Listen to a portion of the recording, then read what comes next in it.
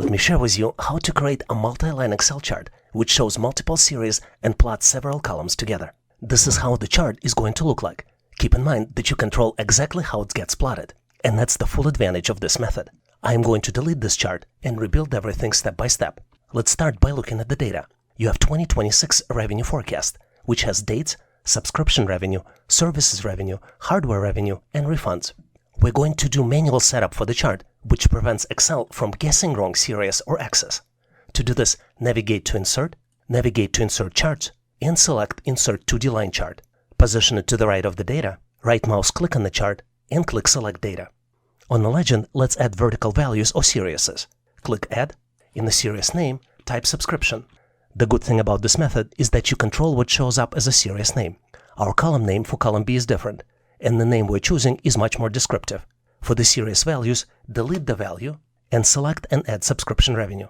Click OK.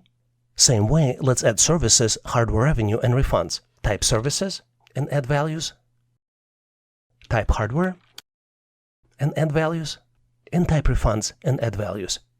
For the horizontal axis, let's click Edit and add dates as a data range. Click OK, and the chart is built. Let's do some additional helpful things. Select the chart, click plus, and select Axis Titles and the legend. Here on the bottom for the dates, you can say Timeline, and in the chart title, you can say 2026 Revenue Forecast. The biggest benefits of this method is that you control exactly what gets plotted. Manual setup prevents Excel from guessing wrong series or axis. Another benefit is that you get clear, business-friendly labeling. Titles, legend names, and units are set exactly the way you wanted it. And if building the task is a repetitive task that you do periodically, you can build a reusable chart structure. New ones can be added without breaking the chart logic. If the content was helpful, make sure to like and subscribe. And I'll see you in my next video.